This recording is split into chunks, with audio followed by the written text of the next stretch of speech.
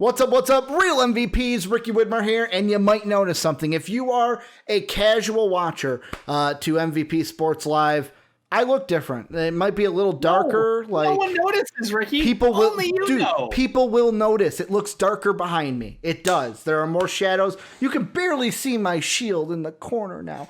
But yes, it does look a little darker. I'm trying out new things. Get used to it. But welcome into a new edition of MVP Sports Live. I am joined. He's already talked with my beautiful co-host Dave Oster. Dave, how you doing? I'm here. I am here. He's ready to go. Yeah. I'm ready to go. I'm ready to talk basketball, football, definitely MLB. Huge MLB show. The full We're a gamut. huge MLB show. You got the cup? You got the MLB cup? I saw you drinking out of it. You got the Cubs I am cup? rocking a Cubs cup. Yeah. As a Sox fan, it's kind of weird. People might ask questions. Family divided, man. You end up with it's a big cups. cup. I'll be honest. I fucking love big cups. It's a collector's They're so cup. convenient. It's the collector's McDonald's. It's got a Pepsi logo on it. Unless it was a Cub game collector cup. I think it might actually be a Pepsi Cup game. Yeah. That's what I think it is. But we are talking everything Dave said. NBA, NFL, MLB, and then, of course, NFL to end the show because it is Monday. Got to talk about everything. But before we get into everything, let me get through the housekeeping really quick. It's just stumble at this point. I'm just going to stumble my way through it, hoping I get to the end zone. First off, the Discord. Go ahead and join it if you have not already. Greatest community on the internet. Link down below in the description, or !Discord gets it to you into Twitch chat. If you want to support us, patreon.com/MVPvids is how you go ahead and do that. Again, link down below, patreon.com/MVPvids or !Patreon into Twitch chat. We're live on Twitch every Monday through Friday, twitch.tv/MVPvids, but we are also on YouTube at MVP Sports. Dave, first thing we're looking at today, a little bit of NBA news, as Spencer Dinwiddie has partially torn his ACL, meaning he is out for the remainder of the 2021 season. And obviously, this is going to hurt the Brooklyn Nets in more than just one way. They're going to have to remake their starting lineup because he's a big part of their chances to, or not, I shouldn't say chances, but he's a big part of their depth and making a run at the championship and the playoffs. There's also the other thing. He has a player option at the end of the year. Now that's TBD, to where it's like, correct, does he take it to now just come back because he doesn't think that, I'm going to get as much money because I was injured? There's that question.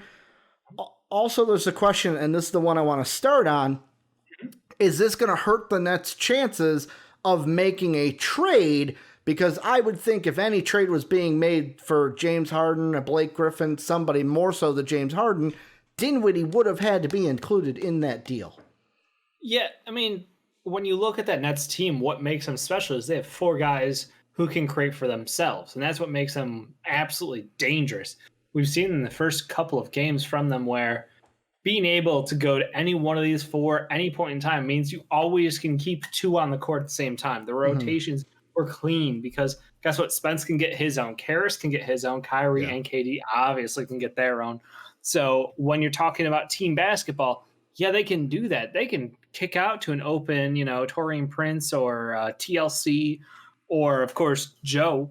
But, at the end of the day, being able to create for yourself is a massive deal, especially as a point guard coming off the bench or who could come off the bench for them in some rotations. I think this is a huge hit for them as far as their championship hopes. Obviously, they're still pretty favored to be a top 3 team. Maybe not record-wise in the East, but as far as expectations for a championship, I think it would be hard to find a team that is favored, literally it's like Giannis, and then it's a toss-up between, obviously, the Heat, the Celtics, for that second spot in front of them. I love how you say Giannis and not the Bucks. Well, it's not the Bucks. It's Giannis. It's as far as Giannis is willing to carry this piece. Never mind. Love Milwaukee. Great city. Huge fan. But no, I mean, it does seem like this is a situation that it's going to hurt them in the short term, and I think they will have to pay to get someone else on that team sooner rather than later. We were all talking about the James Harden trades and all the possibilities there. Well, this just it clips it unless they're going to, as part of a Harden-esque deal, the Rockets would have to waive their, whatever health inspection. And then I think that maybe it would have to be an extension onto Karas's contract in order for that team trading for him to feel better about it, which is rare but not unprecedented. So I don't think this closes off all options for them. I think if they still want Harden, he's still on the table. But it does make things very difficult. And I think it pushes us towards a couple other guys who at the start of the season have already kind of, been like, oh, well, these are names we were expecting to be traded. And I think that has not changed. I think that the Nets have just added themselves to the conversation for a player like a Derrick Rose or a George Hill. I mean, there's also like the ESPN article I'm looking at mentions a Bradley Beal. Like it says, I think that's some sky high fucking hope. I'm going to read it. It says the Nets still well positioned to put together a compelling trade package for Harden if and when both sides decide to make a deal, or Beal if he becomes available. Because like Bradley Beal, they're always going to throw his name out there. Oh yeah, he's clicks. The thing I agree with you is that this Nets team, this doesn't change the barometer for me. I still think they're a finals team. Like I said in our preseason predictions, the big thing that, like I said, that I'm focusing on is the trading part, because not only, like, I think they can get a deal for James Harden done that does not include Spencer Dinwiddie. I just think now that Dinwiddie can't be included, Karis LeVert might have to be in the deal. So even if the Nets are like, we want to keep him, it's like, well, fuck. Now we absolutely cannot keep him out of this deal. I would say if I'm the Rockets, LeVert and fucking Landry Shamet would be the two players that have to be in that deal if I'm going ahead and making it. And I kind of think, does this move the needle of, let's say the Nets don't get, because last night in the watch-along, we were watching the Bulls, we were watching some other games, and I threw out some trades for Blake Griffin, one of them being the Nets. And my thought process was, if they don't get a James Harden, do they look at their team? Obviously, last night we didn't know that Dinwiddie was injured. Well, we knew he got hurt, but we didn't know he partially tore his ACL. Yeah. Right. I was thinking, if they don't get Harden, could they look at a guy like Blake to add him to the team, to add something to this team to where it's like, okay, we got kind of a big three and DeAndre Jordan on our team. Does this now mean if they don't get James Harden because of Dinwiddie not being there, they're not going to look for like a forward? They're going to look for, okay, what other guards are out there? Like, for example, Mike 2K, who we know we met at the Bulls game. I think that was the 76er game we went to with Jake. In the shop. Yep. Met him in the shop. He threw out a trade where the Bulls are giving Zach LaVine to the Nets. Like, are the Nets going to look for, let's say they don't get Harden because of this injury, will they look more for a guard rather than, hey, we can go get like a Blake Griffin who's a forward, not a point guard or a shooting guard? I think that addressing the forward position is probably more pressing, because Karis does have that ball handling ability. They can run out with a second with him.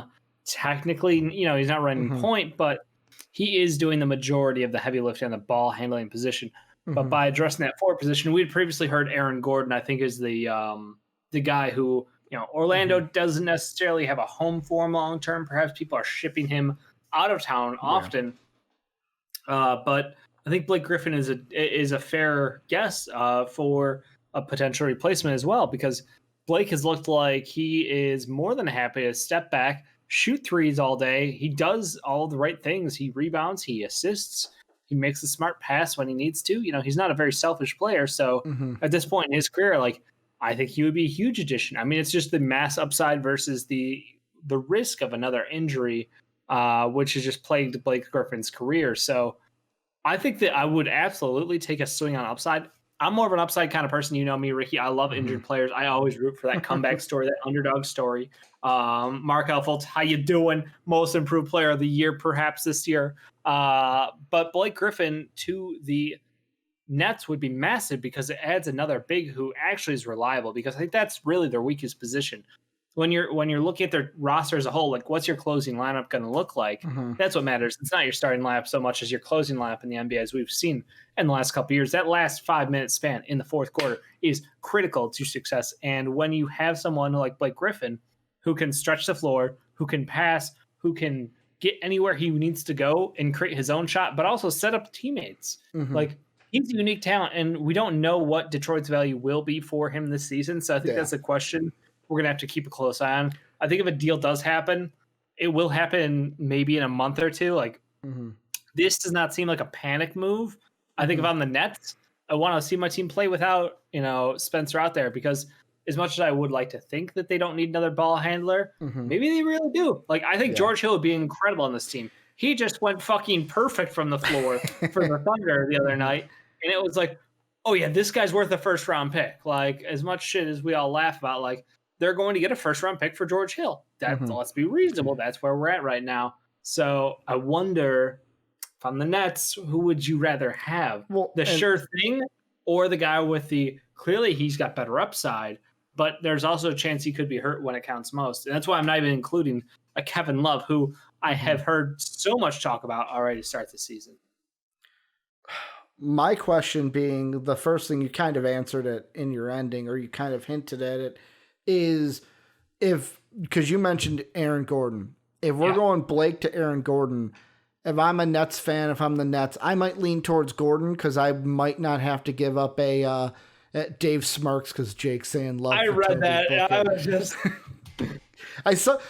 I love it because I can look at you, see the smirk, and go, what was said in Twitch chat? Because Dave's always like, we even talked about that in a watch along, Dave, by the way, of like, you cannot watch Twitch chat because you cannot not read. Like, I might read something and like no show it. You fucking, it's immediately on your face of what was said in chat. I have no poker face sometimes. Correct. But I mean, what I was getting to is like for Blake and Aaron Gordon. Blake, you may have to give up Karras. Aaron Gordon, you don't have to. So, like, to me, or am I wrong in saying that? Because I think that's a fair question. No, it's a fair question.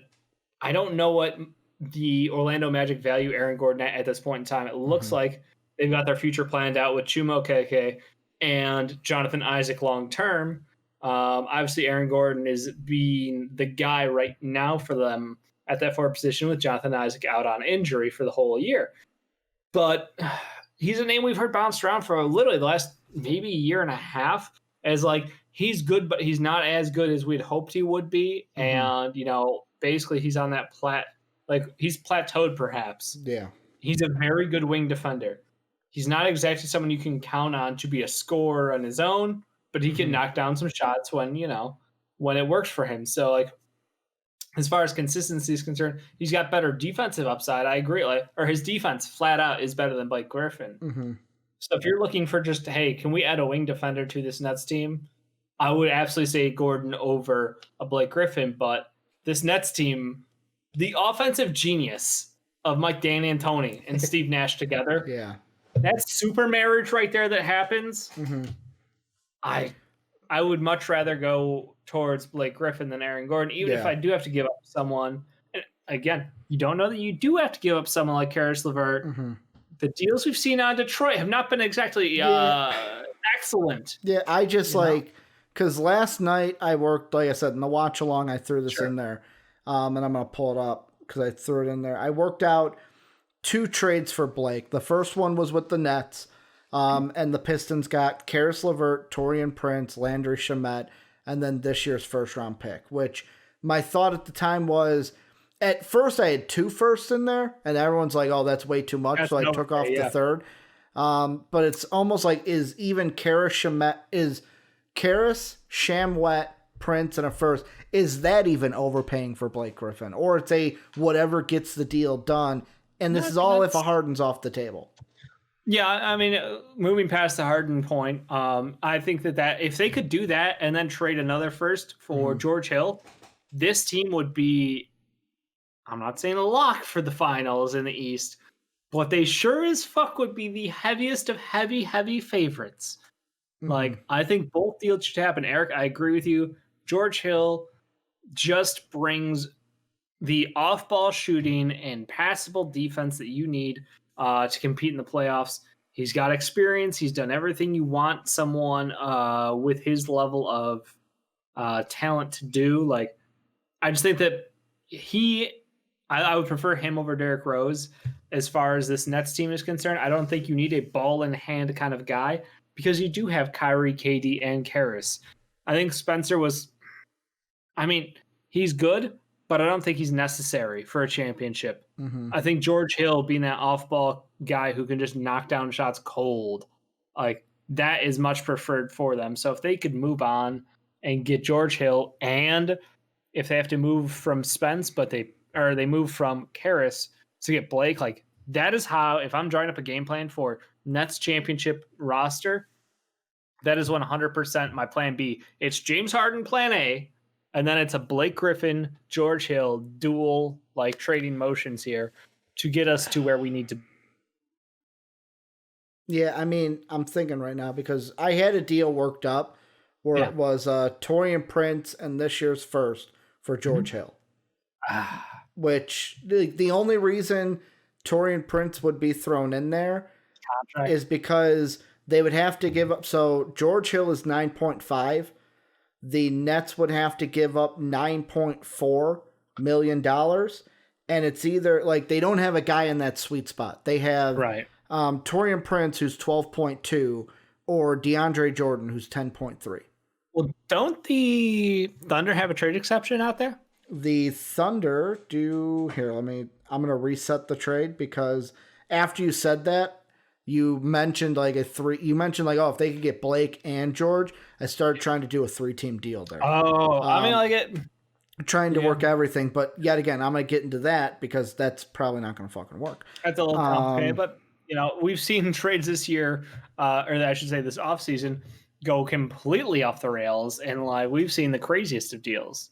So we'll have to see what happens there. When I put George Hill over and nobody else, just to see what they would give, it says no TPE. Nets do not have available cap space suitable for TPE to use Hill. Financial, Nets are unable to complete trades since they are a tax-paying team. Blah blah blah.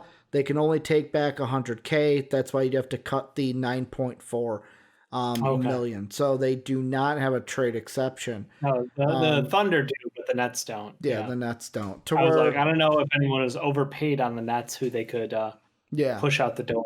And like the thing I was thinking, this is the last thing I'll bring up with this before we kind of move on, is when I went to add a third team, when I went to add that Detroit, because like you mentioned, they can get George Hill and Blake Griffin.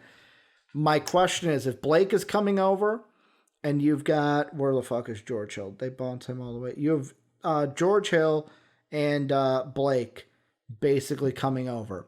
And in my mind, Karras would be sent to Detroit. Landry would be sent to Detroit.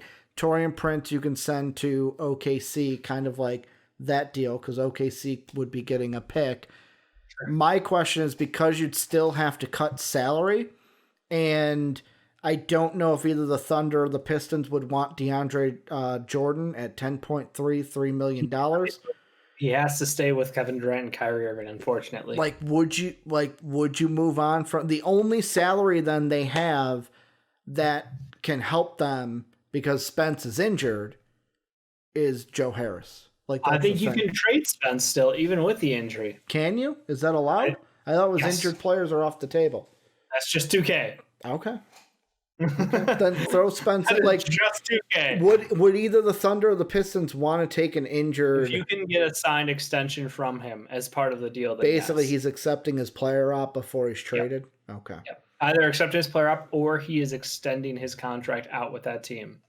Okay. I think that or you could see other moves happen, but yeah, like one of those two pieces would have to happen. Which team do you think he'd be sent to in a 3-team deal, the Thunder or the Pistons? Probably the Thunder. So here, let's see. Because they would take that extension and then try to trade him next year for another pick. Because that is the genius of the Thunder. And yet again, I know Joe Harris, for people watching, I know he's got like a recently signed something. I'm just turning off the rules because I want to fucking know if this trade works. Sure. Yeah. So okay, without picks included, this makes the salaries work. George and Blake come to Brooklyn. Joe Harris, or not Joe Harris. Fuck. I mentioned Joe Harris, and we weren't going to do that. We were going to go Spence to the Thunder. Still works. So Spence and Torian Prince to the Thunder. Pistons get Karis LeVert and Landry Shamet. Maybe the, let's First say, round pick each team. I was going to say because would the Thunder be getting a pick, or would the Detroit basically getting 2 picks? One from the Pistons, one from the Thunder. No, I think that the Nets would be giving up 2 first-round picks. Okay, so they'd be One giving, each team. 2021 to the Thunder, and then 2023 to the Pistons? A 3 or a 5, one or the other. Yeah. So like that, yeah, that works still because it's salaries. Like, can they make that work? Would the Pistons and the Thunder want that? Like the Pistons, the only caveat I would have from the Pistons is I'm getting Karis and Landry right now. Do I want that pick now, or do I want to wait 3 draft classes? Right, and you hope that like in 3 years, Kevin Durant and Kyrie have left the Nets already. Mm-hmm. So that would be a good year to take it. That's the only reason I would push it out so far, was I was trying to aim for like, hey, if this Nets team fails, like when would a rebuild kind of line up for them? So, yeah, be interesting to see. Because like the other thing I was throwing out there is because the Thunder do have they have the possible of 3 first-round picks. They're going to have 70 fucking first-round picks. They can get Miami's possibly, and they could do a thing where it's like, well, okay, Detroit, you could get or do they throw in the? Because I'm trying to think, Detroit may be a playoff team, they may not. If Detroit's not going to be a playoff team, what do you think is going to happen? They're not going to be a playoff team, or do the Thunder go in there and say, yeah, they're not going to do that. I would say they do like a more favorable pick, like the Pistons and the Thunder. Pistons get the more favorable. But like if I get the number 1 pick, then I'm giving up Cade Cunningham in this deal, which I wouldn't want to fucking do. So I'm throwing that out the fucking door. Got a fade for Cade, baby. But talking about draft, let's kind of switch over. The Washington football team made a move, Dave. The WFT. How did they? Fucking Ron Rivera saying I ain't taking no shit. Especially from the young guys, waived Dwayne Haskins today. So what does that mean? Not much for the team right now. Winning, they're in basically for the playoffs. But here's the thing I was thinking today, Dave, and I actually did some research on this to line everything up. My thought is they waive Haskins. That was the future for me. Like Alex Smith has they have a potential out with him after this year. Otherwise, he's locked down for 2 years. But we've seen Alex Smith good this year in the games he's played, but there was a scare with his injury. You do never know if there's going to be a re-injury with Alex Smith because of what he suffered. My thought was that if Washington's high enough, fuck it, even if they have Haskins, they were going to go and get a quarterback. Now Haskins ain't there. My question is, do they go ahead and still draft a quarterback? Before I have you answer, I do want to throw out, if they win on Sunday, or Sunday Night Football. If they win on Sunday Night Football, they're the 19th pick. They're locked into it. And a playoff team. However, if they lose and Dallas wins, Dallas will get the 19th pick because of the 6 and 9 teams and the 5 and 10 teams. If they lose and Dallas wins, they will either get between the 7th and the 11th picks. If they lose and the Giants win, they have a possibility of 8 through 11 because Dallas would get the 7th pick then. Right. Because how that works is both Washington and Dallas have the same strength of schedule, so it would go to division. The Cowboys would have the worst division record, so they would get the 7th pick. Okay. So they're either getting 8 through 11 if they lose, or 7 through 11 based on the Cowboy-Giant game. Now I will ask you, if they're sitting there, they lose and they're sitting there 7 through 11, are they taking a quarterback or are they not because they're going to roll the dice with Alex Smith? No, you take a quarterback here. You you are 110% taking a quarterback. You have to take quarterback. And I don't like if I'm them, I'm not even interested in Carson Wentz in free agency. I'm not interested in winning this game, to be honest with you. Jared Polo, not interested. They are all in on the future. I would 100% take a quarterback here, whether it is a Kyle Trask or a Wilson or even that kid out of North Dakota State over there. Trey Lance. Trey Lance, thank you. Yeah, I mean, could not do it. Here's the thing. I have two thoughts. What is today. the thing, Ricky? Because from what I've seen, like this is a new culture. This is all about the Ron Rivera future. Hell of a year for the Washington football team. Like you gotta remember, this is a year that started in absolute like shit show. This was a dumpster fire, and the best thing they could do was hire Ron Rivera. And then they're like, okay, let's rehab the image. Oh no, our front office is a fucking just horribleness of lawsuits because we are terrible people. We're still rehabbing. Our future quarterback, franchise guy, apparently doesn't give a shit about football and doesn't try, to get better. So we cut him. And that, honestly, around the league, apparently, they know a whole lot more than we did as a public. We had like hints here and there, but it just came out that apparently, hey, Dwayne Haskins does not give a fuck about football. And you can't have your franchise quarterback not care about the game. He's not devoted to the game. He doesn't live for the game. I like on the Pat McAfee show. Yeah. Was that today? Lombardi was on there right after the firing happened. And he took a shot because he was like, hey, we knew this was going to be a problem. Like, I can't believe that they took this guy because they kept him local. The owner, Snyder, his kid went to school with Haskins. Think about this. So he was local kid. So he kind of knew behind the scenes, like what was probably going on at OSU. Well, he was a local kid, play with his son. They had a relationship, so basically everything was given to him, and that was the narrative that they were pushing. Was this kid's never been told no before. He's always been the supreme athlete who's been there and been the star and gotten his way. He got benched that one time. Joe Burrows had to leave the school to get playing time. Or no, he didn't. Because of him. He never got benched. You're right. It wasn't. You're right. Haskins didn't get benched. JT Barrett got benched for Haskins. I forgot about that. That's the thing. So Haskins, his whole career has gotten he's got no drive. So he's just got no drive to do anything. No fucking effort, apparently. So Lombardi went on and talked about that and how it was obvious to a lot of people behind the scenes this is a bad idea to take a local kid who basically has never heard the word no and apparently didn't want it. And he's like, when he gave a nice story about, hey, when you go through an interview with one of these young kids, when you talk about quarterbacks, like, do you have like a Kobe Bryant poster on your wall kind of thing? Like, yeah, of course. Do you understand what Kobe's done in his life to get to where he was playing basketball? That guy woke up at 4 a.m.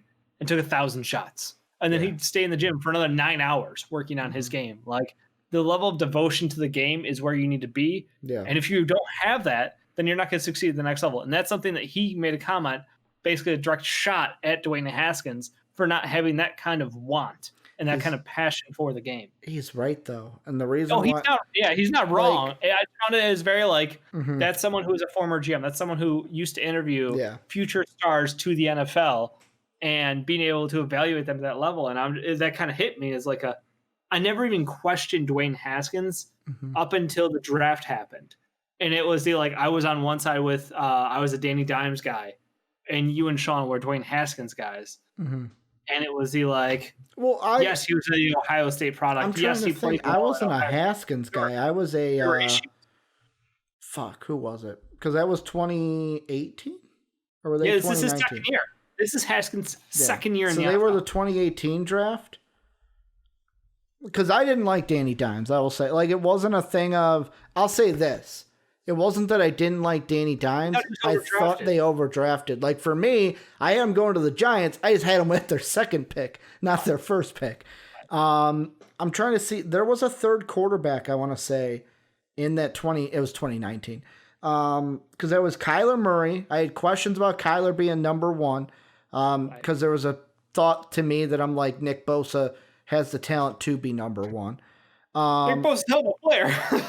Yeah, he is. So Dwayne Haskins, I'm trying to think. Like, I'm just gonna new you might tab. be, you might be right. 2019 Drew, NFL. yeah, okay, yeah. Like, I was taking Haskins over Jones. I like Drew Lock, but no way Drew Lock was going to be up there with the Jones and Haskins. You're right. You're absolutely right. But yet again, I liked a lot of low guys. I was a Will Greer kind of guy, to be honest. I was going to say I liked Will Greer. I just didn't think he was going to be in the first round of anything. We all knew he wasn't the first rounder, but I was like, man, that Will Greer kid. Yeah, I like Will Greer. You watch out for him. Here's my problem with the old football team though. They're in a dilemma this week, Dave. They're in a dilemma, a serious dilemma for me. Because Ron Rivera's their head coach. That's not the dilemma, but him being the head coach creates this dilemma. What do you do this week? Do you go to win? Alex Smith is healthy. Do you go to win the game? Create that culture. We are a winning culture. We go for the playoffs. Or do you do what I think? Let's play well. Let's lose the game. Let's get that quarterback in the first round. Because here's my problem. If they win on Sunday, they're fucking themselves. And the reason why I say that is Trevor's going 1. Fields is going 2, either to the Jets or somebody else. Somebody's trading for that pick if the Jets don't want to go Fields. I kind of agree with Tankathon, but I don't. Right? What? The Sewell go 3, right? That's here. The Dolphins if the Dolphins keep the pick, they would then get the choice of, do we go with protecting Tua and take Sewell, or we go ahead and giving him a weapon like Chase. I think they would go Sewell because they also have the 23rd picks. They could take like a Rondell Moore or something later on for a weapon. So yeah, Sewell would probably go to Miami at 3. My question is because Tankathon has it, Lawrence Fields 1-2. They have Zach Wilson at 9 to the Panthers, Trey Lance at 10 to the Broncos. That I don't like. I think that's disrespect on Drew Lock. I think they like Drew Lock in Denver. The only thing I also don't like is the Atlanta Falcons. They would be taking a quarterback in my mind. If Trey Lance and Zach Wilson are there, they're taking them. They're taking them at 4. Not that early QB, because again, maybe it's an experience on my end. You're the scout on the NFL side. Yep. Are there guys in the 2nd, 3rd, 4th round who have side still at the QB position? Because again, I'm glad that contract for Matt Ryan, it ain't over next year. Yeah, I'm glad you asked that because here's how I see it. Lawrence Fields 1-2. If I'm Atlanta at 4, if everything ends up right now, if I'm at 4, I'm taking Zach Wilson off the board because I like Zach Wilson. I think that, to me, he reminds me, his season this year and the talk about him reminds me a lot about what we were saying about Josh Allen. Small school, has a big arm. He's a guy that I think can win at the next level and might go to a team like the Bills that the Bills with Josh Allen, where they took a chance on him and now he's doing well. I would take him in Atlanta. Detroit, if they're going to trade Stafford, I'd take Trey Lance. I'm not passing on a quarterback. And that's the thing. If Detroit's going to trade Matt Stafford to Indy in the offseason, I'm either drafting Trey Lance there or I'm getting a Jacoby Brissett in the deal and we're just swapping quarterbacks and getting picks. Okay. Well, Jacoby's a free agent, so I guess you can get him in free agency. But if I'm Detroit, maybe go for Jimmy G in free agency or Wentz in free agency. Yeah, take a shot one of these bounce around guys. But yeah, again, Detroit, you're getting a new coach. If you're going to move on from Stafford, let him draft his quarterback. Your team's not going to make the playoffs with Jacoby Brissett. I'm sorry. You're a building team. And then the Panthers too. They would probably be in a position of shit, what do we do? Because even if the Falcons or the Lions don't, Panthers, I think, will go with Zach Wilson if he's there. But to answer your question, the 2 guys that it's going to be most important of what happens through the draft process are the 2 guys we saw in the SEC. What happens with Kyle Trask? How high does he rise? Number 2. How high? Because I think Kyle Trask, I think that Lawrence Fields, Wilson, and Lance all in the first round. I think Trask is. I think we see 5 in the first. Trask will rise. Yeah. And everyone's saying 5 quarterbacks in the first round because they expect Trask to rise. Yes. I'm going to say look at Mac Jones too at Alabama. He's a guy that I think early second, but there could be a thing that if he's taken in the first round, it'll be later on. And it depends on who is taken. It depends on who reaches, Dave, because if the Falcons and Lions both go quarterbacks, if the Panthers are sold on quarterback, they might reach for a Kyle Trask and go, fuck it, we just got to get our guy. There might be a team that trades up a la Jordan Love, a la Patrick Mahomes, that goes, we want this guy. It might be like we're trading up for Kyle Trask while Wilson's still on the board. And people are like, what the fuck are you thinking? And they're like, nope, we like our guy. Like, I'm thinking Patrick Mahomes. Everyone's like, dude, Deshaun Watson, next best quarterback. Chiefs trade up for Mahomes. And we're all going like, what are you doing? Like, Mahomes over Watson? Well, Mahomes had the arm talent. Watson had the pedigree. Mm-hmm. Like, again, there was something to like about each one of these guys. I think someone like Mac Jones is someone who I love in the second round. I think that he would be great. Like Falcons in round 2. Mm-hmm. Sure. 100% cool with the Falcons going up and getting him in round 2. Yeah. But I think Kyle Trask is someone who just from a sheer numbers standpoint, what he's been able to do in the SEC. And again, this whole season comes with a giant fucking asterisk, which makes the job of people like you who evaluate college talent so much harder. But his numbers, you can't ignore them. Yeah. Like, that's one of the things. He's put up Joe Burrow-esque numbers. Mm-hmm. And if Joe Burrow was good enough to go number 1, Kyle Trask for sure, in an interesting season, it deserves a chance to be the first-round talent. And like the arm is there. He's got a lot of tape on him. Like, there's no shortage there. You can see his natural progression growing as a quarterback. Mm-hmm. And yes, he is doing it with an elite weapon at tight end and a very good wide receiver who has got a lot of speed, heaps of speed. Yeah. But like, this is a guy who I think we do see 5 in the first. Mm-hmm. And I think that Mac Jones goes early round 2. The other thing I'm thinking about, and like JD brings this up, he says, I'm not high on Lance at all. I'd rather Trask over Lance. Well, JD, the first thing, and I love you, brother. But the reason you like Trask over Lance is 2 reasons. One, you're a Florida guy. Number two, we haven't seen, like, I was going to say, Trey Lance is the biggest loser of this season, and he did nothing. Like, he did nothing to lose. One game.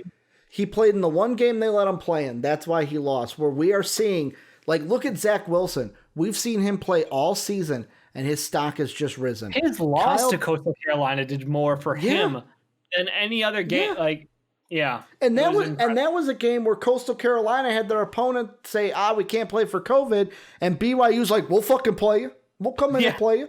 So BYU couldn't raise their hand quicker. Like, we're here. Yeah, so like Zach Wilson got an extra game and fucking like did with it. Like Kyle Trask too. He was a guy no one had on their radar at the beginning of the year. He played well. Fucking Mac Jones. Everyone's probably like, he's a second, third rounder. And now he's like going to be top of the second round at the in the least in my mind, to where I get what Jake says, go for the win, but there's a part of me, if I'm a Washington fan, I'm sitting there going, this has been a good year. I have no problems with what this defense can do. I have no problems with what Ron Rivera can do. Jalen Hurts, I give you permission to ball out. Just ball out, Jalen. Go for 6 touchdowns. Put us in our grave. Give us the 7 through 11 pick so I can have a chance to get Wilson, Lance, or Trask. I would only counter with one argument, Ricky. Mm-hmm.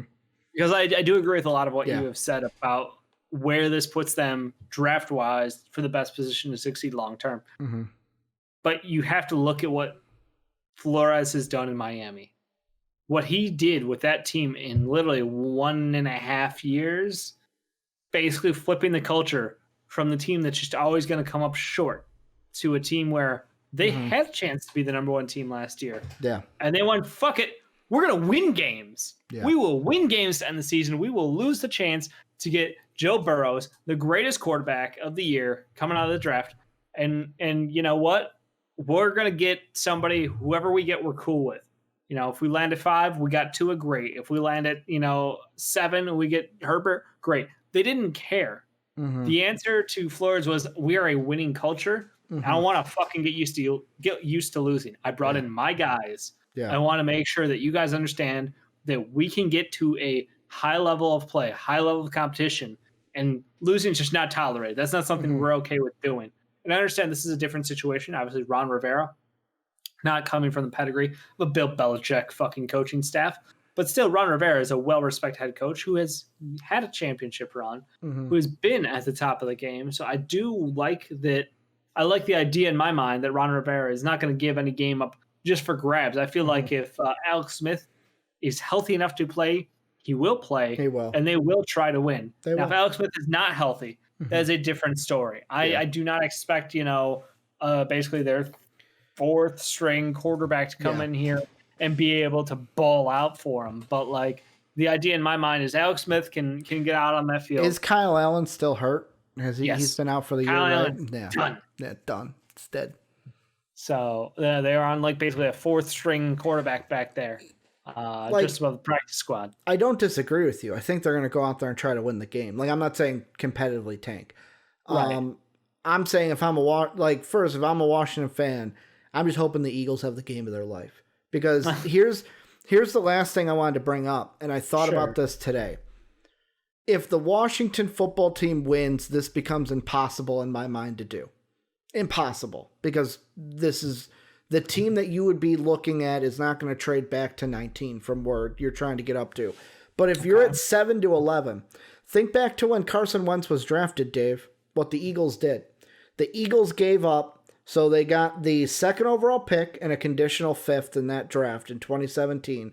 They gave up the 8th overall pick, a third rounder, which was the 77th overall, a fourth rounder, which was the 100th pick in the draft, a first rounder, as well as another first rounder in that 2017 draft, and a second round pick the year later. They gave up a lot to get Carson Wentz, and that was moving up from 8 to 2.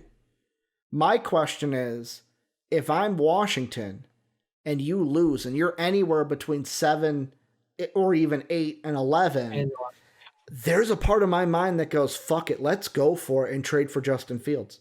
Like, that's the thing. That's the thing. By Ohio State quarterback, that make it less likely to do that. That would not matter to me. The only thing that would sell this for me is interviews. If they're at the combine and they like him and they interview well, if he interviews well with them, I would think about it if I'm Washington, because you got to think, when Dwayne Haskins was there, that was Urban Meyer, Ohio State.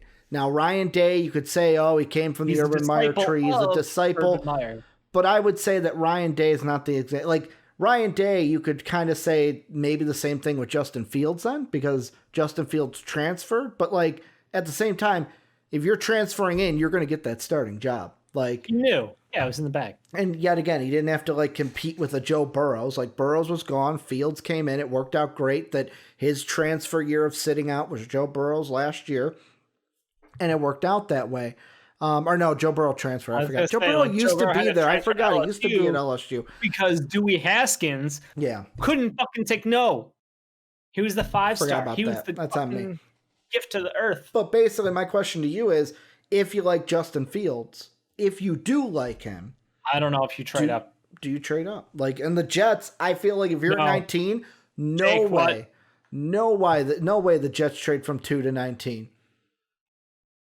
Ja has a season-ending injury, doesn't he?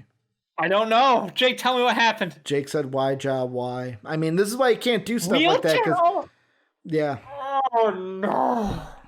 Sorry, Dave. Did you draft Ja? Or no, Jake did, because Jake drafted my fucking fantasy team. That's right. Well, he just drafted Dave's wet boys, basically. We'll talk about that tomorrow when we hear more about the injury. With other fucking NBA topics, because tomorrow's going to be a lot of NBA. Fuck. Sorry, Dave. It's my boy. Yeah, I know. It's your boy. It's your boy. You can cry. It's okay. It was a matter of time. Okay, he said it was his ankle. It was a matter of time. The man had the Derrick Rose fearlessness to jump in the air. I'm going to click the link. Yeah, Jay, it's a Bleacher Report Twitter. But basically, to put a kibosh on this one, if they win, no way they're even able to trade to 2, because the Jets are not moving down to 19. What? I'm watching the video. Oh, okay. It's not ugly. It's not him going for a dunk or anything. It's just he might have, like, landed on it weird. Right? It was the way he landed on it. Okay. He jumped up to try to tip a ball. Yeah. Contesting with TLC. Like I said, we'll wait for the information. It'll definitely be added tomorrow. We'll see what the MRIs come back and everything like that. But any final thoughts on Washington drafting a quarterback? They have to draft a quarterback. I don't care what position, like what number it is in the draft. I don't think you trade up for number 2. Yeah. I don't think you're the team who's going to do that. Because again, everything we see every year, we see these guys, you trade for number 2, you trade for number 3, you trade up. We don't know what the actual best quarterback is in the draft. Justin Herbert is going to be the rookie of the year because he's a fucking monster. Well, Justin Herbert wasn't the number 1 overall pick. He wasn't the second quarterback taken even. Yeah. So I think that a lot of weight gets tossed into these early evaluations of these guys. I think it's take the guy you like best. If he falls to your position, great. I don't know about trading up. This is a Washington team that their defense looks stellar, but I don't think they have to go ahead and trade the future to try to get a new franchise quarterback. To put it in perspective, too, the year Carson Wentz was drafted, the Rams also traded up to number 1 because that was Tennessee on that pick. They drafted up to get Jared Goff. Tennessee gave up the first overall, a 4th and a 7th, or 4th and a 6th, pardon me. In exchange for the 15th overall, the 43rd, 45th, so 2 third-round selections, the 76th, or no, 2 seconds and a third, pardon me, and then a future 1st and 3rd. So it's like, is that more the package you're going to be if you're 19? It's doable. I just don't see the Jets trading down that far. Dave, to wrap everything up before we go into recap mode, there was some baseball news. Jake did try to break some news into Twitch chat earlier on. He did, yeah. But I was refreshing Twitters of both Jeff Passan and also Ken Rosenthal. Neither of them have tweeted it, so it has not happened yet. Nightingale is the guy who was tweeting but about. I feel like if it actually happened, like Nightingale's been saying it should be done today. It should be done today. It should. If it actually happened, like, everyone would. It would be like, oh, he broke it, and then everyone else would be like, you're just kind of clarifying what it is for the trade, like who's on the table, who's not right now. Yeah. So, like, basically, I'm saying is nothing's changed from what we knew a little bit. Padres getting okay. So can I read it? Can I read Nightingale's tweets? Yeah. Or no? Go ahead. Sure. So basically, what he dropped out there was the Padres are getting catcher Victor Carantini from the Cubs. In the Darvish trade, catcher Luis Campusano is staying in San Diego and is not part of the deal. So just kind of clarifying what pieces will likely be finalized in a trade that we expect to happen by the time that this video is probably already live. So, because I mean, if you're watching this on YouTube, we do know this is one of those where shit's gonna. It might be like it's a fucking in front of us. Yeah, it could fucking be like the Mookie Betts trade where Brandon and I spent 40 minutes talking about it, and then he got traded. And we're like, well, another 40 minutes talking about now he did get traded. That whole fucking segment. It was just added on to it because we were live on Twitch. But the thing that I did, Dave, because it's no joke. Baseball's not high on the Dave priorities. It's one of those to where Dave has come out vehemently, like basically very strongly. Dave has come out against baseball. That's what I'm trying to say. English, it's a hard language sometimes. Who knows? For you, I mean, yeah, for other people too. Like, I'm not the only one that's English deficient. Like, see, I'm right there. I can't even think of what word I want. Read a fucking book, kid. Read a book. See, it was vocab. I didn't like those vocab tests. Like, they tried to teach a vocab, and it's like, dude, this isn't how I fucking want to learn vocab. But I do have some quotes, Dave. I do have quotes. I'm helping you out. I reached out to 2 of our guys that are really into the baseball, Mr. Brandon Swanson, and then our own Jake Neverman, to get their takes on it. Swanee had 3. The first one is, and I'm let's see if this works. So, nope, not what I wanted. Yeah, I knew that was going to be bad. So let me go real quick. Transform. There we go. Perfect. So first off, Brandon says this is a fantastic move for the Padres, and they did it without having to give up some of their biggest prospects. AJ Preller must be a master negotiator. He's the Sam Presti of the MLB probably, because he has landed both Clevenger and Snell without giving away the farm, and apparently they aren't done yet.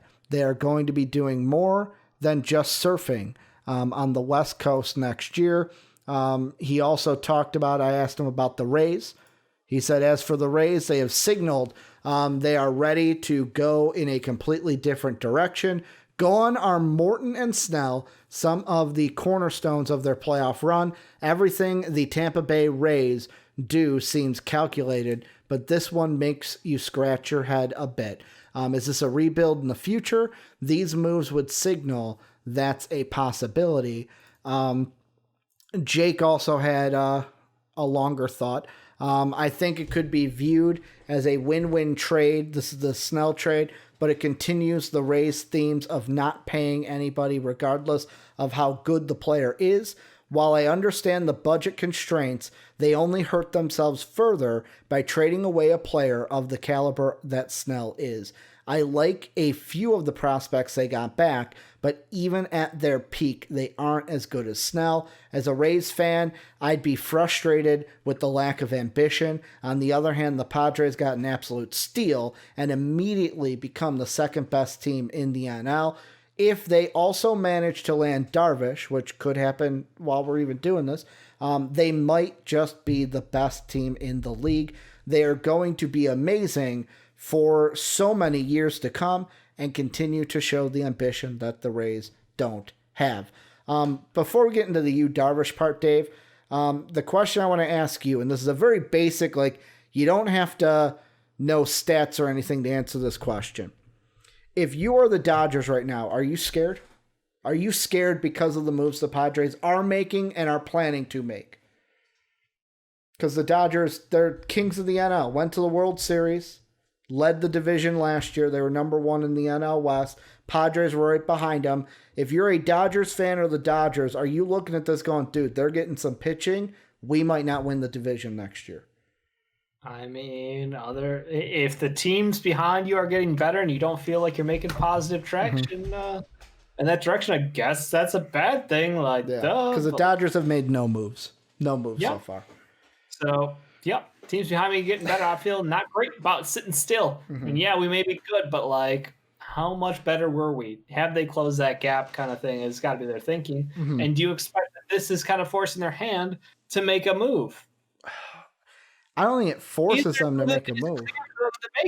Is there one glaring weakness on the Dodgers that, they need to address that regardless? See, I don't know.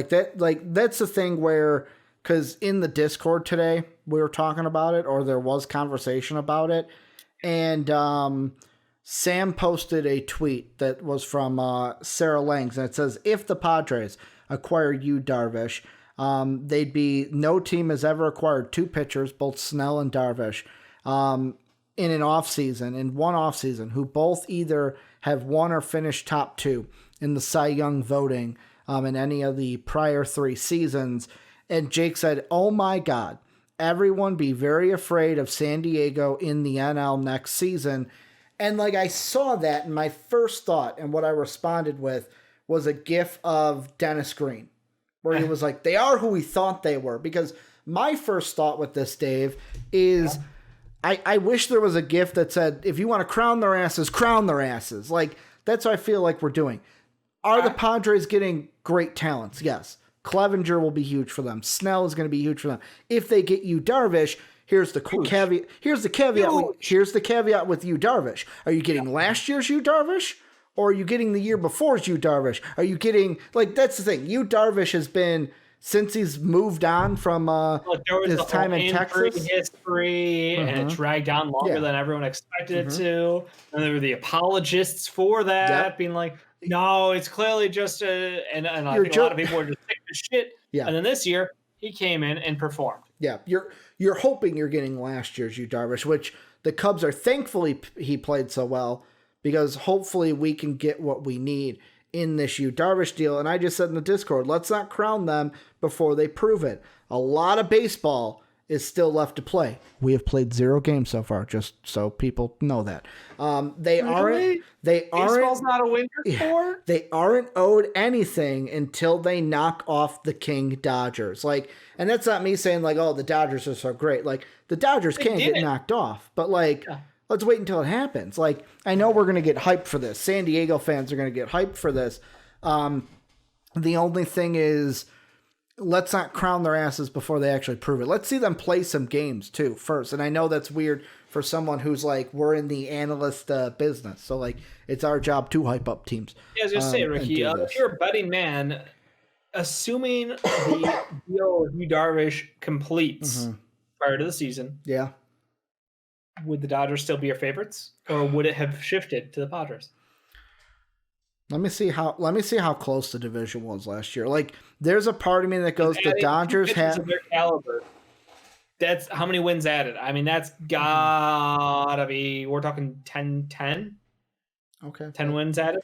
If it's 10 wins, then plus they added a bat. They added the South Korean kid. I don't even know if he's our age or younger. I just said kid. He's younger than us. Yeah, so 10 wins would put them 4 game above the Dodgers. Like, I'm not saying it's not capable. Obviously, they have to perform, but like from a sheet perspective, on paper, does that roster? Yeah, and I mean the thing that I feel like this trade does more is I'm not even focused on the regular season. Not only the Snell trade, but even if they get Darvish, like, I'm not even focused on the regular season. Of course, you want to win the division, and winning the division is huge because you get home field in that first round. You actually get into the first round. You don't have to play wild card games or wild card rounds or whatever they do. You're basically not a wild card team. You're in the playoffs officially. Yeah. The thing that gets me is this helps more in playoff situations because that's where pitching is more, what's the word I'm looking for? Crucial.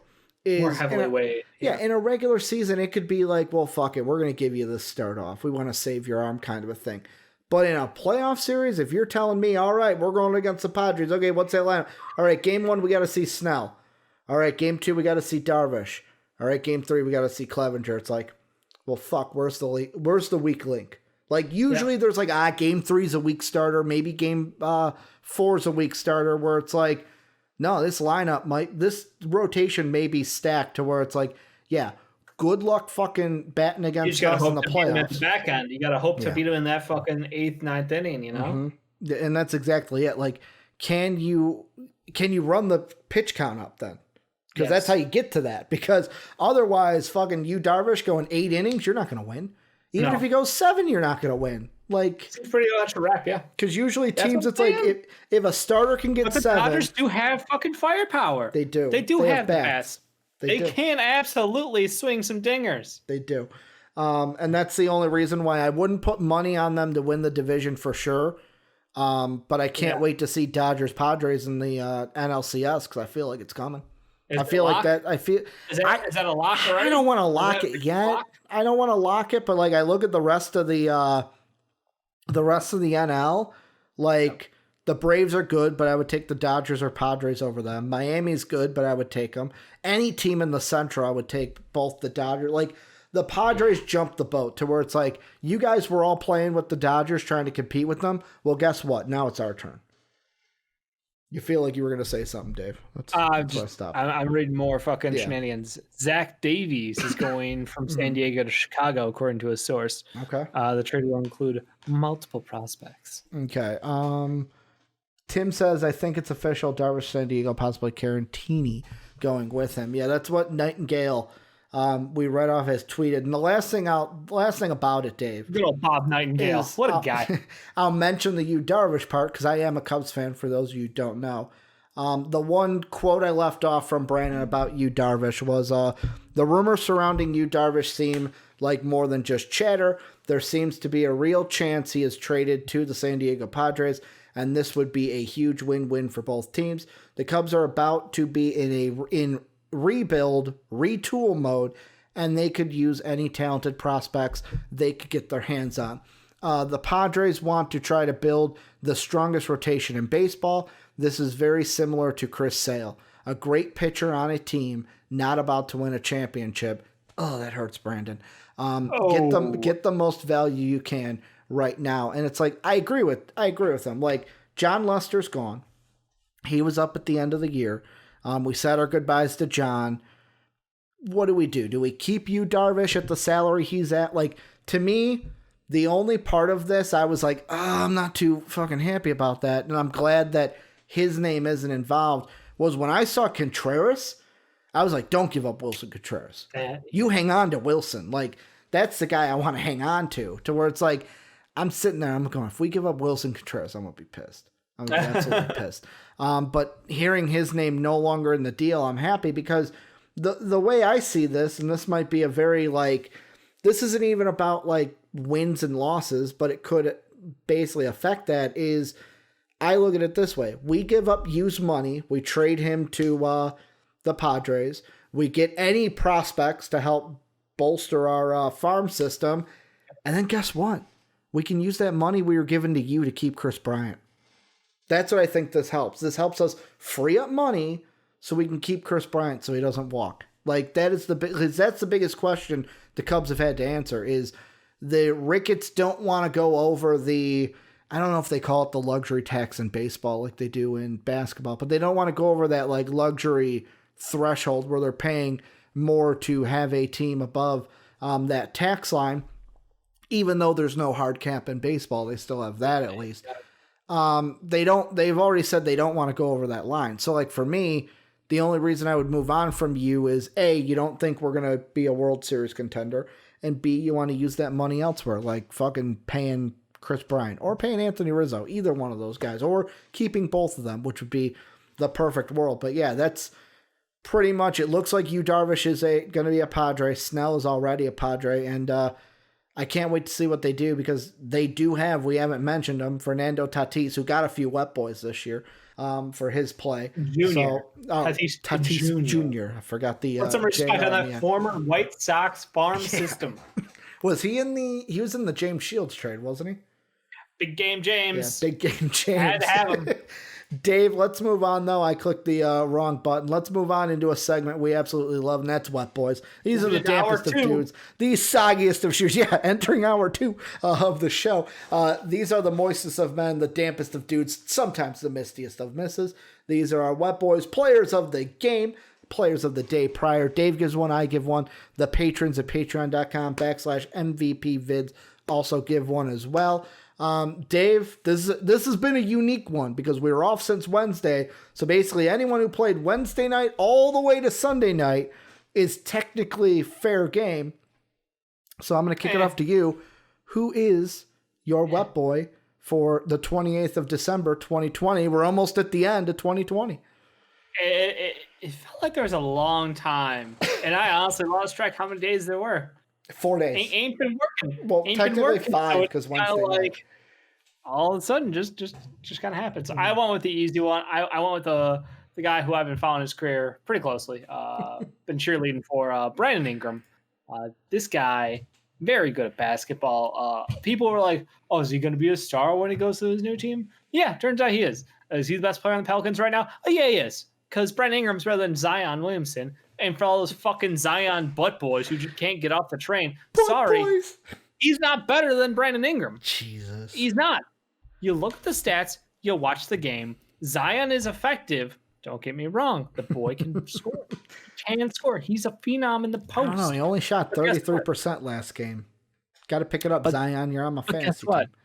Brandon Ingram wins games. Brandon Ingram can go ISO. Brandon Ingram can facilitate. He can score. He can pass. He can rebound. He does everything. And he rightfully was the Western Conference Player of the Week. And I just want to give love to Brandon Ingram and the Pelicans, and then I have to sidetrack this into a hate story because the Dave, fucking Pelican fans are ingrates in the comments section of our video about Lonzo Ball. Dave. Like, I use stats so I don't watch games. I don't even understand how that even makes sense. But these dumb motherfuckers are in our comments section being like, horrible analysis, doesn't even watch. I was going to say, like, Dave, this affects me on a personal level. I was going to say, I was like, Dave, I got some comments about what you just said. Horrible analysis. Horrible, bro. Our analysis trash. Horrible, bro. We're not trading Ball. If you watch the games, I love the do you even watching.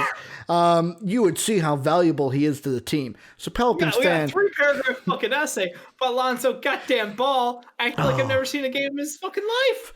Found the analysis on this video bad. Lonzo Ball, as a guard, what he can do right now is better than most in the league at his position. Blah, blah, blah, blah, blah. I'm not reading that fucking paragraph, Dave. So just so people know, where my thumb is where it starts. If you are writing this much about a YouTube video, I thank you for watching, first off, but there's also a part of me that goes, you got to get your life in order.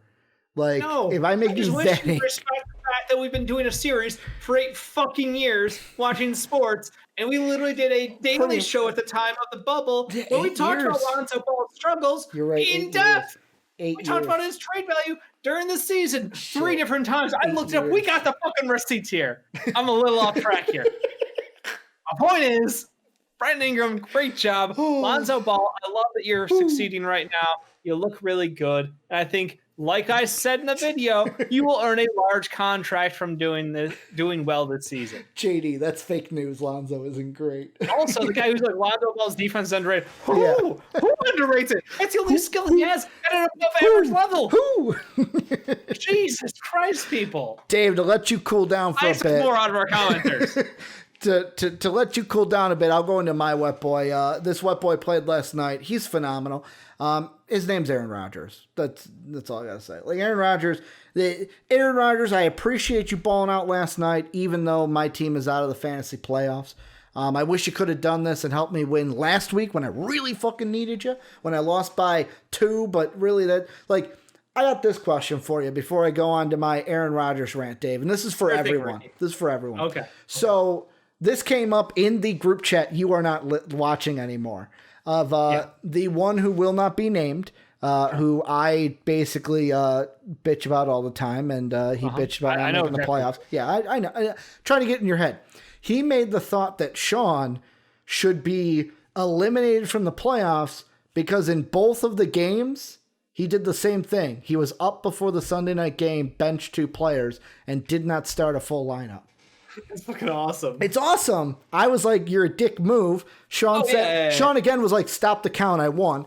But this person was adamant, Dave, about him basically being forfeited the game, which he just said this week means he would have forfeited last week to me because he didn't start, because he started an incomplete lineup, Dave. Should that be a rule in fantasy? Should you have to start a complete lineup?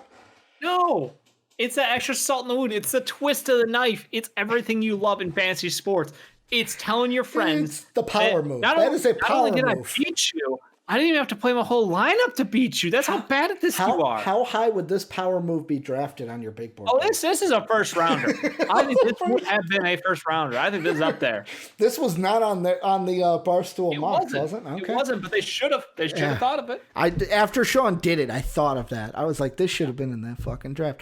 But Dave, I saw something today. Correct me if I'm wrong. Millions watching at home. I did, Jake, and I it is great background noise. It is a great distraction. Look, I can't tell you that I would love those guys, but I enjoy the content. So I saw today, Dave, that Aaron Rodgers is apparently third in MVP voting. That's my question, Dave. I have another graphic here. I made up a second one. That's just stats for the season.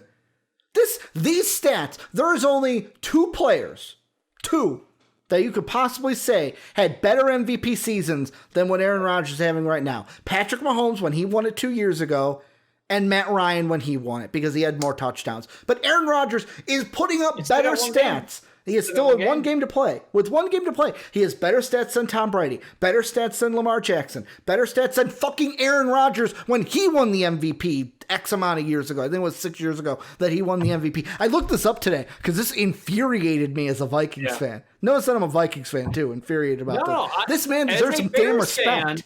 As a Bears fan, Aaron Rodgers is the MVP of the league. It's not even close. He deserves some damn respect. The Packers team is so good because of Aaron Rodgers. They literally were a championship caliber team, and they went out and they drafted a replacement quarterback with their first pick. They didn't help Aaron Rodgers out. They, in fact, made him angry, which might have actually helped I got a question about that because Cowherd talked about this. He was talking about the Titans-Packers game. I saw the clip on Facebook. And he said last night was a win for the Packers front office. And one of the first reasons he listed was they drafted a quarterback because they thought Aaron needed a little extra boost, a little extra motivation. Fuck him. Fuck you. Could you imagine if he didn't have to throw to MVS out there? Yeah, I mean, Equanimeous St. Brown got a touchdown last night. Didn't have to be your number one fucking option for that. Because Devontae Adams has been broke half the season. And then he also lose Lazard for part of the season, who he loves Lazard because he loves smart wide receivers. Knows how Lazard got called out by name, but not MVS. Not MVS. He's the guy here fucking stuck with. How do you feel about MVS, Dave? Tell us I hate MVS. Hate him. Point being. Go ahead. Point being, this Packers team could have been juggernauts this season with a top-tier wide receiver or a top-tier defensive player, perhaps a new franchise linebacker, perhaps an edge rusher who would have helped them out in the long term. And this season, immediate impact kind of player in that first round. And that's what we're talking about here, Ricky. And instead, they drafted the one man who would anger Aaron Rodgers, who would perhaps guarantee the fact that Aaron Rodgers will not finish his career in Green Bay and take away years of and many wins from this franchise. So in my mind, as a Bears fan, I'm going Aaron Rodgers by far the MVP for what he's done this season with the talent that's around him. I don't think there's any question in my mind that Aaron Rodgers is the MVP. Before we get into the patron, What Boy, I have a quick question for you because this sparked into my head. Man, this What Boys is just it is what heated. It is. It is what it is. It's heated. Because you said you hated MVS, and I've had this conversation with the one. I just know he's bad. Here's the thing. The reason I asked this question is I actually had this discussion with the watch along, patreon.com/MVP vids, Discord, link down below. I asked them because I hate Kyle Kuzma. I hate him. I do. I fucking hate Kyle Kuzma. To where I feel like there is, if we ever got Kyle on the show, and I said this, I'm like, I feel like if we ever got Kyle on the show, because of what I've said about him in the past, I wouldn't be able to be on the show. It would be one of those things where it's like either Dave would have to interview him or like we would have to like call in Soapy or something because like I feel like how many times I've said about a player like, God, I hate that fucking player. Like, yet again, thinking pie in the sky here, but like I was like, man, if they were ever like, we ever get him on the show, it's like, how weird would that be? Like, I fucking like, I don't like you. Okay. But let's have a conversation. I just it doesn't stop me from having a conversation. So if we had MVS on the show, you would tell him, dude, I can't stand you as a wide receiver. I don't like you. I think that you're a flawed wide receiver, and I think that you perhaps aren't addressing your flaws. You make some dumb fucking drops, you run horrible routes, and you don't read off Rodgers scrambles in the backfield well. That. Lazard does that. Devontae Adams does that. Big Bob Tunyon does that. Where are you at? You still run your fucking route. Bob Tunyon, not Robert. Bob Tunyon, baby. Big Bob Tunyon. Big Bob Tunyon. Sounds like a lumberjack. I know, right? Sounds like a fucking lumberjack.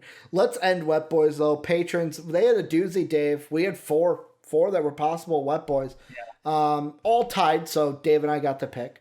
The first one was Scary Terry Rozier. Great game. The second one was Alvin Kamara. Brandon Allen. And then Mitch Trubisky. All four of these guys. I can't in all honesty do that. But Alvin Kamara is your patron Wet Boy. And Dave, I'm going to let you take this one because not only is he your fantasy running back, but I want you to respond to somebody who is very distraught by this. What? Who was campaigning behind closed doors for Terry Rozier to be the wet boy. Has been saying for days since he scored 42 points that Terry Rozier better get a fucking wet boy. Terry Rozier better get a fucking wet boy. Soapy Muffin wanted fucking Scary Terry to be the wet boy. Tell him why it's Alvin Kamara and not Scary Terry. 6 touchdowns. Tell him why it would have been Brandon Allen and not Scary Terry. I know you can't see my face right now, but I'm pointing to the fucking numbers. Like, that's all it is. It's just from a sheer offensive standpoint. Guys like Alvin Kamara do not come around often. It's literally him and Christian McCaffrey. 2 guys who you can build an entire fucking offense around. And again, Alvin Kamara's numbers did stutter when Drew Brees was out because Drew Brees is able to create, a little bit of honesty amongst that defense where they can't just pack the fucking box because, oh no, what are they going to do? Are they going to throw the ball more than 5 yards on the field? No, because they're the Saints without Drew Brees. Well, Drew Brees played. He played. That's my point. Oh, okay. Because Drew Brees played, he enables Alvin Kamara to be a better wide receiver and running back. Actually. And he could have had 7. He could have had 7 touchdowns. He should have had 7. They gave a fucking fair weather carry to their future quarterback. Dude, he should. I'm air quote that. You can't see it, fans, but I'm air quoting that one. I was fucking excited. I was a Vikings fan too. Excited like shit. He's gonna get 6. You're gonna see a record. That's what I wanted to see. As soon as they were like record, I was like, break the fucking record. This record's from the 1920s. Fucking break it. Fucking Alvin break Kamara, this shit. Great fucking performance. Something just an incredible day for him. He heat-seeking missile to the fucking end zone. Shout out to Scary Terry. He tomahawked Kevin Durant though. Yeah. That was legit. Love that fucking finish. And again, LaMelo Ball, slick fucking just like sidearm up the court, bullet pass to him. RJ Barrett had, I guess, a good game that people followed said by deserved. perhaps the worst shooting game of an NBA player that we've ever seen. I mean, he did have one of the best defenders in the NBA on him. He did. Some would say. I mean, Julius Randle, the spin cycle, putting the 76ers through it. Yeah. Could tell you firsthand how bad that felt. Yeah.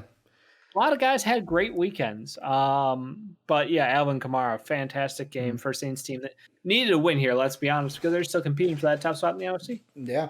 Last thing I do want to bring up very quickly, I did not mention what yours, I'm going to pull it back up.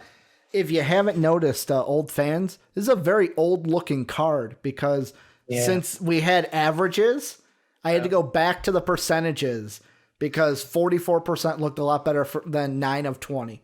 That's from fine. the field. So it's like, it was one of those things where I'm like, damn, it's kind of a blast from the past because basketball, they had 3 games. He's KD light out there. He is doing everything. And again, reminder, fans, he is better than Zion. Can't argue that one. But let's wrap up the show, Dave. Can't either. NFL did happen this week. Might go a little bit more rapid than usual. I don't have 40 more minutes. My food's been in the oven for about an hour and 20 minutes now. Hour 17 officially is what I've got. Jesus. So we're not gonna go 40 minutes.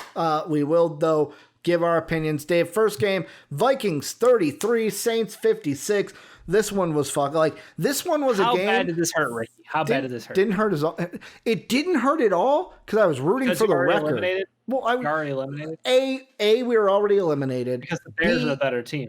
B, after a while, I was just rooting for the record. I was rooting for the record, and it did help that Alvin Kamara was on your team because every touchdown he scored meant you were probably going to win in fantasy. You have to sidebar this over to a congratulations to our Fantasy Football League champion. It is not me. I did not win this year as much as I wanted to win. Yeah, congrats, Philly Sean, I guess. Yeah, did not win. But hey, guess who his only loss was?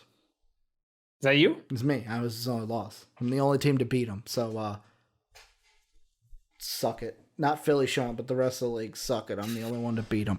I'm the man standing between him and perfection. Look, I broke how many players this year? A lot. 6? A lot. 6? I think you broke one. There was one where I'd have thought this weekend where I think just that league, because then you get the local league where I did have some overlap on my roster. Yeah, I'm trying to think. I thought there was one that Tim brought up a good point, by the way. How you were angry that you got auto drafted Alvin Kamara and he almost won you the title. But I mean, this one didn't hurt at all. Like at Jake Saints fans, like how bad? I was rooting for the fucking record after a while. Because who gives a shit? We're not making the playoffs, the Vikings. Yeah. I know people are like, fire Zimmer. I don't think firing Zimmer's not going to do anything. Just let him play one more year. You got to see... Got to see this team run it back with a little more experience on that defensive side. You know, they rebooted the entire defense. I mean, it's just one of those things where JJ's great. I love fucking Thielen getting into it with fucking the Saints defenders. That was fucking exciting to see. Just Jefferson's still a bright spot, you know? He's going to be fucking great. He already is. He already is. That's the scary thing. He's got dumb numbers. I just wish we had a better quarterback than Kirk. The Saturday games, though, Tom Brady did have a game. He had not a very close game at all. Technically a better game than Aaron Rodgers, but fuck it, Aaron Rodgers. Perhaps the hottest team in football are the Buccaneers. Hell, even Yo Gabba Gabba came in and threw 2 touchdowns, Dave. This was injury to insult. When I'm watching this game, and you go... Matt Stafford did get injured, though, by the way. Yeah. Oh, it was an injury. Okay. Yeah. He 2 of 3 from the field, 17. I know he went out early. Yeah, I thought it was an injury that took him out. And then Chase Daniels. Daniels. Perpetual backup. Yeah. No. Bucks beat the shit out of the Lions. Not a close game. Again, another non-competitive game. Very disappointing. The one I will say I'm shocked with though is how the fuck did the Niners beat the Cardinals? Like this is one where I want to ask you this because he's your guy. He sucks. You're in his corner. No, it's not even that, Dave. You're in his corner. Sucks. I heard this today. You said you watched the Pat McAfee show. Well, I watched Hammer Don today. That's all I was able to watch. I didn't watch that. And they talked about Kyler for a quick second when they asked a question. Yeah. And they brought up that it looks like Kyler Murray looks like he's not even having fun playing football. Do you agree with that? I don't. I think it depends on how the game is flowing. You know, sometimes the offense opens up more to him. Sometimes they've got him running strict things where he doesn't have the ability to make a little fun, make a little action, a little magic out there. He's just going through the motions. I think it's a week by week kind of thing. This week, obviously, they weren't moving the ball down the field, and it was not fun to watch. And that 49ers team wasn't exactly that good. And again, it's very frustrating for a team that I think the Cards. But the Cards this year have had great game, awful game, great game, awful game. Like they are just a tale of 2 teams right now. Yeah. And I think that just they need to fix some big problems in their system. But aging, one more year of experience will help them go a long way, I think, for a lot of these younger kids in this roster. It's very early, but I'll be honest. I'm rooting for the Cardinals next week to beat the Rams. Jared Goff will be out because of a broken thumb. So there's a part of me that's like maybe the Cardinals can still beat the Rams no matter how good their fuck the Jets did it. The fucking Cardinals should be able to do it. I am hoping though I will be rooting for the Cardinals this week because a win for the Cardinals means the Bears make the playoffs. And I really want to see that happen. Yeah, no, Bears are making the playoffs. For those who don't know, we are a legit playoff team. Apparently, if the Rams win and the Bears lose, Bears are out. Cardinals have to win. But that thumb. I know. I'm hoping he had to put it back in. Yeah, I am hoping the Cardinals win. If the Cardinals win, the Bears are for sure in. If the Rams win, then the Bears have to beat Green Bay to get into the playoff. So you're guaranteeing a Bear win. I'm guaranteeing that Aaron Rodgers may not play a whole game. Oh, okay. It might be that. It might be that out of the question. But CJ Beathard balled out. 49ers like. Kittle play. I was surprised Kittle played because going into this week, I did not know that Kittle was going to play. And then the nightcapper on Saturday, Dave, fucking Fitzmagic. Emphasis on the fucking magic, Dave. Like the scene of him getting face masked and then like I'm not going to complete a pass. just his face being ripped this way, the ball going up that way. It was incredible. Tua can't throw the ball down the field. Problem. He can throw it, just not down the field. Yeah. I think he's averaging about 4 yards a throw right now. He needs to work on that. But in the meantime, Fitzmagic can bail them out of almost any scenario, apparently. He is literally made of magic. That beard right there is just incredible. So congrats to the Dolphins for a double-digit season. They are pretty much right where I put them for my projection. I think you had them 10-6.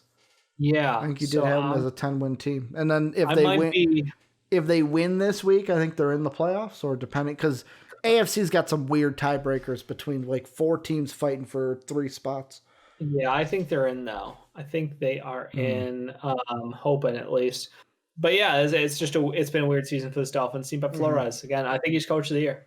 Yeah, he's got to be. Like, he's the one that's taken this team where I didn't think they'd be this good. I was hoping they'd be this good because I like this team. And they are now a playoff team, double-digit wins with 2 quarterbacks. And 2 more picks this year. They're going to get probably the best tackle in the draft. Texans. Yeah, well, no, the Dolphins have 2 picks. They have the Texan pick. That's what I'm saying. Thank you, Texans. Okay. Thank you, Texans. Yeah. They'll probably get the best pass rusher in the league or in the draft, and then any wide receiver they want. And based on the tiebreakers, it is the Colts that are the odd man out right now. So if Miami, Baltimore, and Cleveland all win, and Tennessee too, because of the division, I guess. If all 4 teams ahead of them win, it doesn't matter. The Colts are out. The Colts need somebody to lose. Dolphins are in with a win, no matter what. Dave, with the Chiefs, I want to ask this question. They were the ones to be the first game up on Sunday. Is it time to panic about the Chiefs? Like 17-14 against the this is a team. Their job was to lose. They lost. What what was there to panic? No, about? I feel like the Chiefs should have. Oh, the Chiefs. I'm sorry. The Chiefs jumped over. I was already answering the Bears Jaguars. Oh game. No! I was talking about the Chiefs. Jumped right over the Bears Jags. Thanks. Yeah, it sometimes on mine it leaps that. We'll do Bears Jags next. It leaps the number 5 on your rundown sheet. Well, I'm looking at I'm going off of the ESPN app. I'm doing the rundown. Yeah. Because of a child who can't follow a script. Yeah. Chiefs. Should the Chiefs be worried? They only won by 3 against the Falcons. No, because the Falcons have been playing close. Matty Ice has had an offense going every once in a while. They played the Saints close. Did they not? The Falcons? They played, Let's see. Yeah, they played multiple teams close who are good teams. They got the 20. I guess it was a 21-16, but was that without Drew Brees? They played people close. That was Taysom Hill. You're right. Yeah. And then 24-9 was their Saints scores. I don't know. Like the Chiefs, maybe it's just because of they just do enough to get by. I'm catered to their offense to where I'm like, I feel like if they score 17 against a team that has like 5 or 6 wins or 4 wins, I think is what the Falcons have. Like there's a part of me that goes, I am every single week I watch. Like right now, the Bills are up 17-9 on the Patriots. Patriots are a bad team. I get that. But like, there's a part of me that every week goes by and I go, yeah, Bills are going to beat the Chiefs in the AFC Championship game. Like I'm believing that more and more as I see these 2 teams play.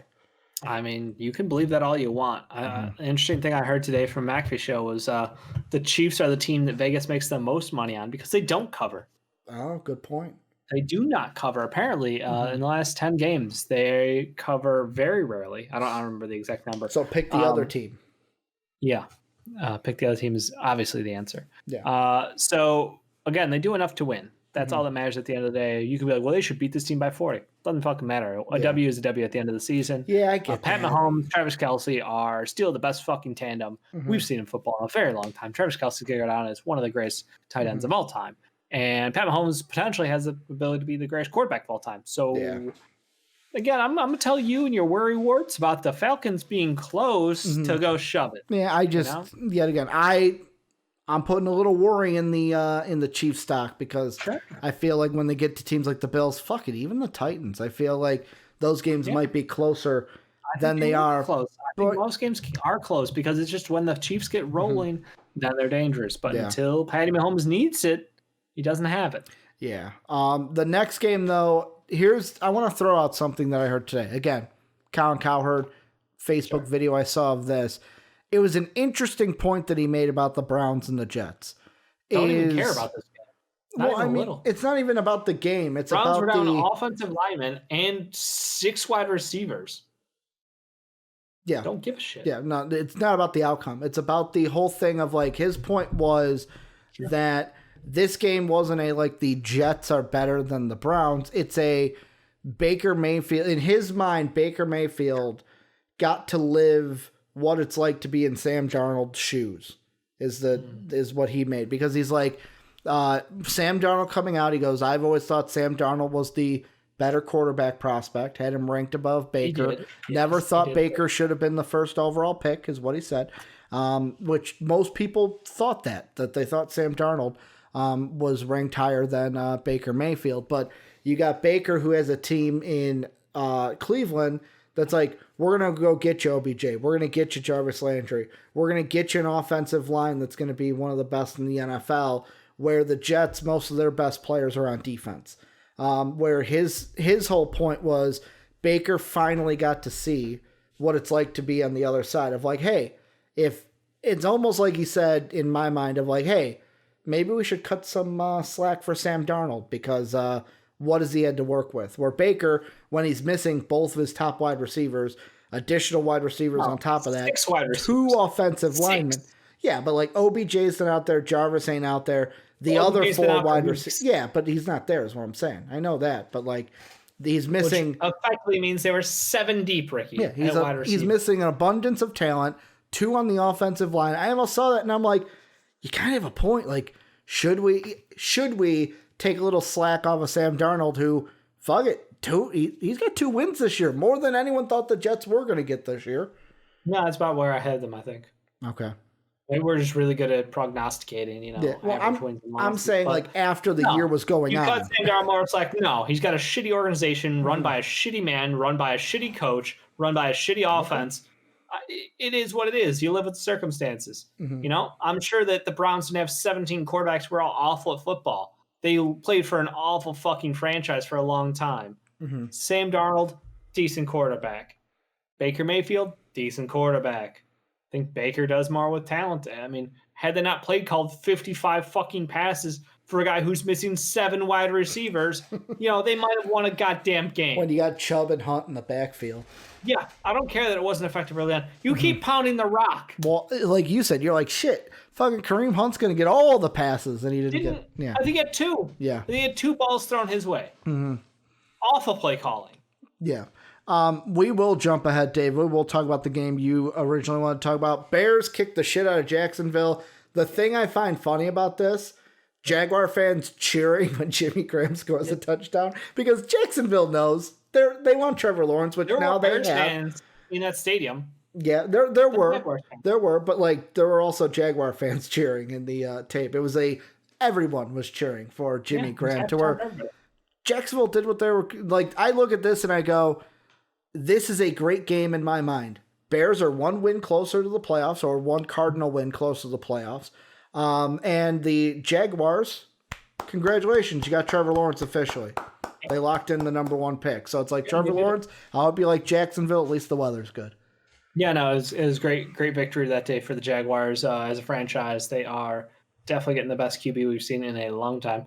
And the Bears fans just ride that in hatred. You know, it's like, yes, we won, but at what cost? Matt Nagy is still our head coach. Mitch Trubisky is still our quarterback. Ryan Pace may still be our GM. If the Bears do make the playoffs, do you think all that happens? All what you just said? Or do you think the Bears still have the stones to say, yeah, we made the playoffs, fuck it? I don't think that the McCaskies will fire them if we make the playoffs. Okay. I think Mitch gets a 1-year deal. With all the rumors of, hey, this might be Ted Phillips' last year, do they make the playoffs? And he goes, fuck it, I'm staying. I don't, Ricky, I don't know anymore. It hurts inside. Bears fans know why I am rooting for it, because I want to see that happen. I want you guys to be It's the same way that I was rooting for the Ravens. Yeah. Because I want to see the Vikings get more draft picks. Yeah, exactly. Like it's spite. Yeah, we get how it is. It's just one of those things where it's like, we were talking about these team clearing house, and it's like, great, you might make the playoffs and forget all about that. Even though fans are like, no, don't forget about it. Yeah, but the front office will take it as an excuse. Dave, the next game, there are some things said about Colts Steelers so far. Steeler fans are saying Colts fans should shut their mouths. There's some ref interference, perhaps. So much interference. Bad officiating all over the NFL this week. But this was a game basically that if I'm a Colts fan, I am fucking pissed that we lost this game if I'm a Colts fan. Because now, like I said a little bit or a few seconds ago, Colts are now in a situation where not only do they have to win next week, they have to hope, and they play Jacksonville, by the way, so they're going to play a team they should win. But now they for sure need either the Dolphins, the Browns, the Ravens, or even the Titans to lose for them to get in. Yeah. That's just where it's like, it's one of those where it's like, which one? They fucked up. Yeah, they fucked up, and now like could've week been a better 17 is more important, is what I'm saying. Like it puts an onus on like losing this game. Yes, you could say ref interference. It's just now kind of the control's out of their hands for week 17. Don't lose. Mm-hmm. Do what you can. It's in your hands. Yeah, they could have won that game. They could have run the ball more. Mm-hmm. They chose not to. They fucked up. They left it in the refs' hands, and they lost. That's what you get for it. So if you don't make the playoffs because of that, don't cry about the refs. Cry about your own fucking play calling. I mean, at the end of the day, I will say, I expect the Colts to make it only because, well, it'll be tricky because like Tennessee should win. They're playing Houston. You've got what Baltimore is playing. Yeah, Baltimore is playing Cincy. They should win. The future's out of their hands. That's the problem. Yeah, that's the thing. They have to take care of business and hope something else fucks up. So I think that's the thing. I think they take care of business. I don't think Jacksonville beats them. I would like to think not. Even though Jacksonville could be playing for pride because fucking a win doesn't matter at this point. They won the week 1 game. I don't think it's going to happen again. I don't either. The 2 games I think it'll come down to is what does Buffalo do against Miami? Like the thing is the whole week 17 rest the starters thing. Buffalo will already be out of so. Buffalo, I don't think is going to rest the starters because if they win tonight, what they're winning right now, they will be tied with Pittsburgh. And basically, it's if they win next week, they're the 2nd seed, not the 3rd seed. Whereas Pittsburgh needs a win also. So for me, Buffalo's playing Miami. Pittsburgh is playing Cleveland. One of those teams might lose because the Bills and the Steelers are not going to bench their guys because they want to get that 2nd seed or have a chance to be the 2nd seed because there's only Lombardi on Hammer Don made a good point of there's only one bye this week or this year. So it's one of those, if the Chiefs do lose, then it's like if Buffalo's next up, all right, the playoffs run through us and we get home field advantage. You're basically playing for home field advantage if that first team loses. So Colts just take care of business. Probably be in. Next game, Dave, pretty easy one. Ravens beat the Giants. This is one like Jets and Browns. All right, keep her moving. No commentary. Keep her moving. The Bengals though, fucking Brandon Allen dropping dimes. How the fuck did the Bengals beat the Texans? That was the Texans are a shitty football team. This is not new. But so are the Bengals. So are the Bengals though. Like. I'll say this then. If the Texans, did you hear JJ Watt's conference today? Oh, not a happy time. I just the only thing I asked then though is if the Texans were a shitty football team, why'd you pick the Texans over the Bengals, Dave? I didn't think a backup quarterback was good enough to beat the Texans. Guess what? Backup quarterback is good enough to beat the Texans. I underestimated the suck. Yeah, I mean, yet again, that was one where I was just fucking throwing darts at the wall like, fuck it, the Bengals win. Just because I wanted to see them get a win, more so to fuck with Bengals fans. So you lose Penny Sewell.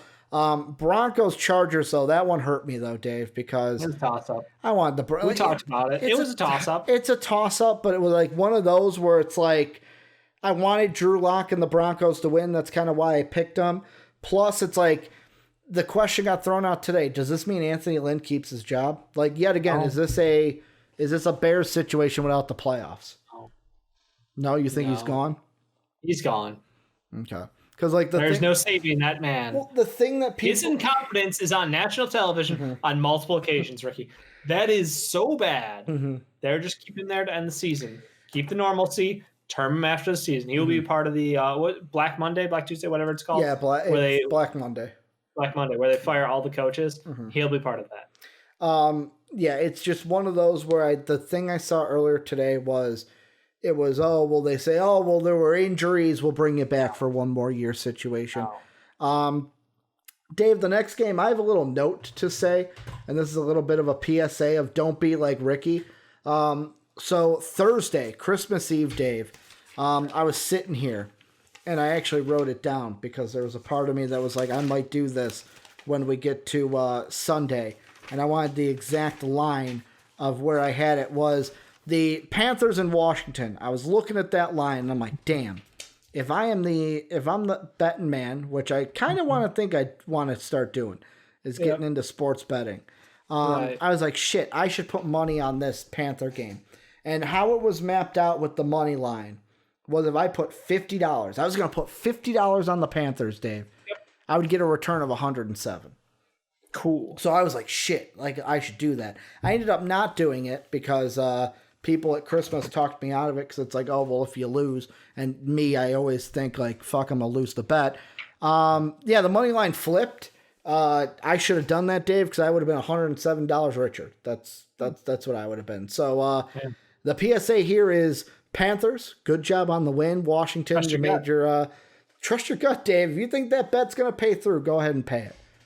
Yeah. Did you have any thoughts about Panthers and Washington? Very uninspiring football. It's boring as shit. Uninspiring football. That's what it I'm just ragging on teams because I'm hungry at this point. No, I We've get been it. doing this for an hour and a half. I get it. We're almost there. Cowboys, Eagles. This was one I was just my immediate thoughts. I hope the Eagles NFC will least, win. they both suck. Yeah, but I'd hope the Eagles win because even though Eagles Washington is going to be Sunday night, I wanted that game to be for the division. So it sucks. Yeah, Dallas keeps in the playoffs. They could possibly get in, but I wanted the Eagles to win. Seahawks, Rams. That was one Jared Goff has done, so their season's probably done, right? Yeah, Dave with the thumb. And then last but not least, Titans, Green Bay. Is Green Bay not even a game the favorite? Not even a game. Not even a game. Like it was a blowout early on. Aaron Rodgers looks great up in the snow, and I think that's why they go for the 1 seed. You know, they try to force other teams to play through Lambeau, and that will be unfortunate for a team who is used to a dome, a la the Saints, if they make it there. Yeah, sorry, Jake. Packers win, Cardinals win, Bears make the playoffs, Packers get the 1 seed. That's what's going to happen next week, but that's going to do it for us. Thank you for sticking with us.